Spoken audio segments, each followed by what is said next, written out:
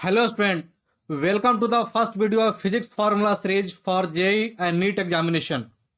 This formula series will become very effective to prepare whole class 11th and 12th physics in very short time for your upcoming JEE and NEET 2024 examination. जो भी NEET का student है उनको मैं एक बात और बता दूं कि मेरा एक और यूट्यूब चैनल है बायोलॉजी स्लाइस नाम से। मैं उस पर 3-4 दिन में बायोलॉजी का क्रैश कोर्स लॉन्च करने वाला हूं, कंप्लीट एनसीईआरटी बेस्ड नीट 2024 के लिए। तो उस चैनल पे जाकर के आप बायोलॉजी का क्रैश कोर्स देख सकते हैं। चैनल का नाम है बायोलॉजी स्लाइस। चलिए यहाँ से यह फिजिक्स फार्मूला सीरीज का वीडियो स्टार्ट करते हैं।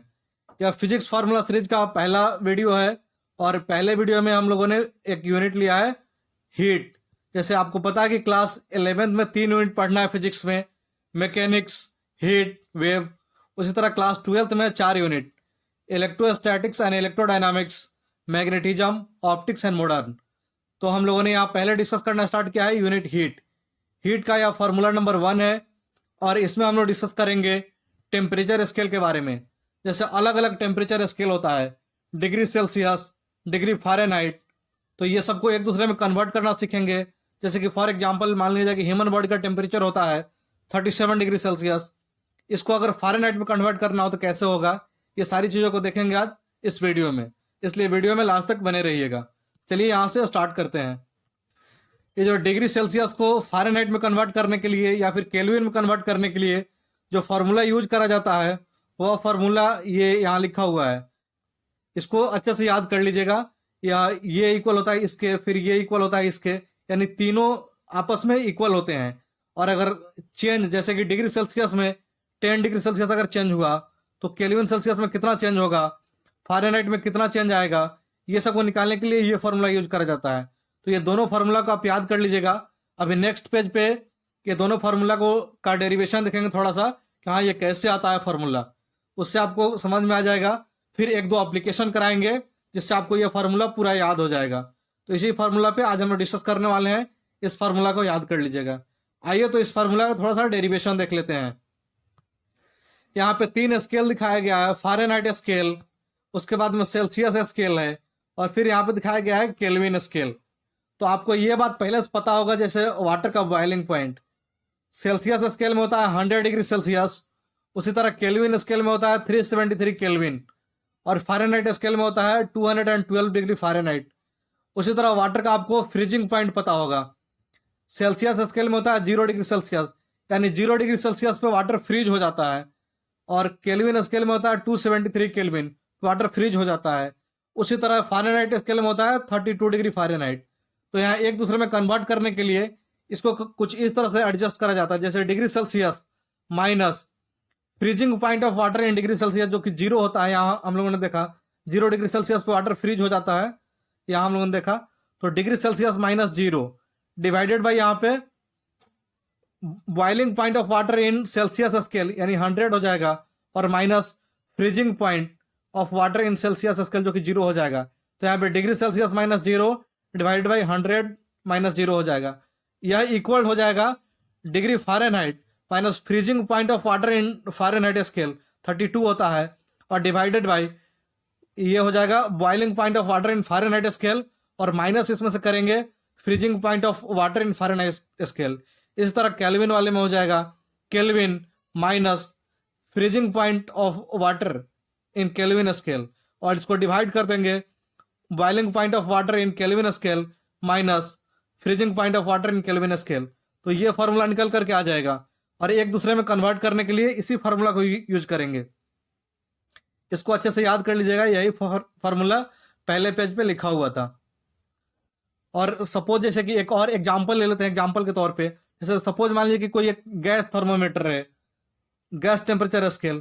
उसमें एग्जांपल के तौर पे हम लेते हैं कि अगर बॉइलिंग पॉइंट ऑफ वाटर अगर 20 डिग्री जी हो जाएगा, यानी गैस थर्मोमीटर में, और फ्रीजिंग पॉइंट अगर 10 डिग्री जी हो जाएगा। एक रैंडम एग्जांपल ले रहे हैं, ऐसा नहीं होता है। अगर इसको सेल्सियस में कन्वर्ट करना हो तो उसी तरह ये फार्मूला आप खुद से बना लीजिएगा और एक दूसरे में कन्वर्ट कर सकते हैं कि degree Celsius minus freezing point of water in degree Celsius divided by ये हो जाएगा boiling point of water in degree Celsius minus freezing point of water in degree Celsius वाले में।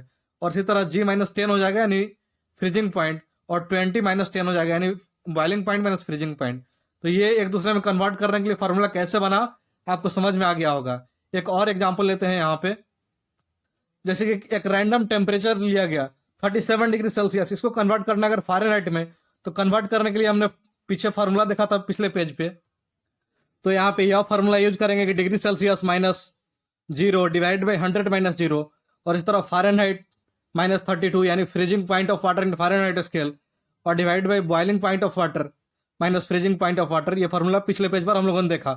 तो इसको यूज करके फिर यहाँ डिग्री सेल्सियस डिवाइडेड बाई ये 100 हो जाएगा, और डिग्री फ़ारेनहाइट -32, और ये जो है कि 180 हो जाएगा। तो यहाँ से डिवाइड कर देंगे, ये 20 से 5 टाइम कट जाएगा 100, और ये 9 टाइम कट जाएगा 180, और फिर इसको आगे कैलकुलेशन को कंटिन्यू करेंगे तो फ़ारेनहाइट स्केल में ये कैलकुलेट करके ये आ जाएगा 98.6। उसी तरह अगर एक और एग्जांपल लेते हैं कि 40 डिग्री सेल्सियस को फ़ारेनहाइट स्केल में कन्वर्ट करना है, तो ऐसे लिखेंगे 40 - 0 डिवाइड बाई 100 - 0, जो कि फार्मूला के फॉर्म में हम लोगों ने पिछले पेज पर देखा था, इक्वल हो जाएगा यह डिग्री फ़ारेनहाइट -32 और डिवाइडेड बाई 212 - 32। फिर वही 40 डिवाइड बाई यहाँ 100 हो जाएगा, और यहाँ फ़ारेनहाइट -32 डिवाइड बाई 180 हो जाएगा। फिर यह 20 से 5 टाइम कट जाएगा, और ये 9 टाइम कट जाएगा, और फिर कैलकुलेशन को आगे कंटिन्यू करेंगे तो ये आ जाएगा 104, यानी 37 डिग्री सेल्सियस और यहाँ 40 डिग्री सेल्सियस।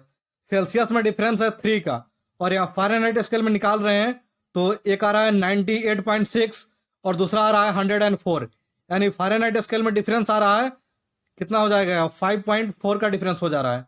तो यह सेल्सियस में 3 डिग्री चेंज हुआ, तो फ़ारेनहाइट में कितना चेंज आ रहा है, ये सब निकालने के लिए इस फार्मूला से हम लोग निकाल सकते हैं कि अगर फ़ारेनहाइट में 5.4 चेंज हुआ तो यहाँ फ़ारेनहाइट चेंज लिखा हुआ है यहाँ पे 5.4, और उसको मल्टीप्लाई करेंगे अगर 5/9 से, तो यहाँ सेल्सियस में कितना चेंज होगा, यानी 3 वैल्यू आ जाएगा।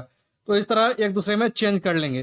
तो यहाँ हम लोगों ने दोनों फार्मूला का थोड़ा सा डेरिवेशन और एप्लीकेशन देख लिए, इसको अच्छे से याद कर लीजिएगा। पिछले पेज पर यहाँ लिखा हुआ था फार्मूला, ये फार्मूला था, यह दोनों अब कुछ अच्छे से समझ में आ रहा होगा। आइए एक दो एग्जाम्पल कर लेते हैं जिससे कि अच्छे से याद हो जाए और समझ में आ जाए। तो यहाँ पे एक क्वेश्चन दिया गया है।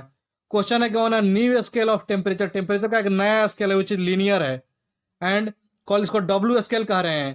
तो freezing point and boiling point of water उस पर दिया गया है कि 39 डिग्री डब्ल्यू है और 239 डिग्री डब्ल्यू, उसमें फ्रीजिंग पॉइंट और बॉइलिंग पॉइंट दिया गया है। What will be the temperature on new scale corresponding to the temperature of 39 degree Celsius on Celsius scale. अगर सेल्सियस स्केल में 39 डिग्री सेल्सियस है तो यार न्यू स्केल जो डब्ल्यू स्केल है उसमें टेम्परेचर का वैल्यू क्या आएगा। तो वही जो फार्मूला हम लोगों ने डिराइव करा था वैसा ही इसको यूज करेंगे और कैलकुलेशन को आगे बढ़ाएंगे। तो आंसर आ जाएगा डब्ल्यू स्केल में यहाँ पे 117। ये आपको समझ आ रहा होगा, तो इसका आंसर ये हो जाएगा। फिर एक और एग्जाम्पल देख लेते हैं। यहाँ पे दिया गया है कि a centigrade and Fahrenheit thermometer, दो थर्मोमीटर है, are dipped in a boiling water, दोनों को बॉइलिंग वाटर में डिप्ट करा गया।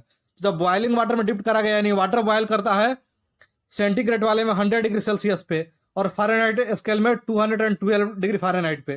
तो सेल्सियस वाले में आ जाएगा 100 रीडिंग आ जाएगा और फ़ारेनहाइट वाले में रीडिंग आएगा 212।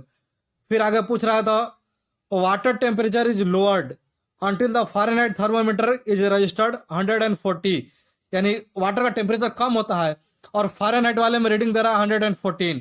तो यहाँ पूछ रहा है कि सेल्सियस स्केल में कितना टेम्परेचर फॉल करेगा, यानी कितना डाउन रजिस्टर्ड करा जाएगा। तो इसी फार्मूला से फिर निकाल लेंगे, यानी यहाँ 140 दिया गया था फ़ारेनहाइट स्केल वाले में और वही फार्मूला रख के यहाँ निकालेंगे तो सेल्सियस का वैल्यू आ जाएगा 60, यानी 60 डिग्री सेल्सियस पहुंच जा रहा है। तो यहाँ पूछ रहा है कितना फॉल करेगा। तो सेंटीग्रेड स्केल वाले में पहले बॉइलिंग पॉइंट मतलब बॉइलिंग वाटर में डिप करा गया था तो 100 था और नया 60 आ जा रहा है, तो यानी फॉल करा टोटल 40 का फॉल करा है, यानी 40 डिग्री डाउन हुआ है, 100 से 60 पहुंच गया है। तो ये भी समझ में आ गया होगा। या दोनों फार्मूला को अच्छे से याद कर लीजिएगा। यह पहला वीडियो यहीं पे खत्म होता है। इसको ऐसे ही हर वीडियो डालेंगे उसमें एक फार्मूला डिस्कस करेंगे और उसका एक दो एप्लीकेशन डिस्कस करके आपको पूरा फार्मूला याद हो जाएगा। तो चलिए यहाँ पे वीडियो को खत्म करते हैं। ठीक है, थैंक यू।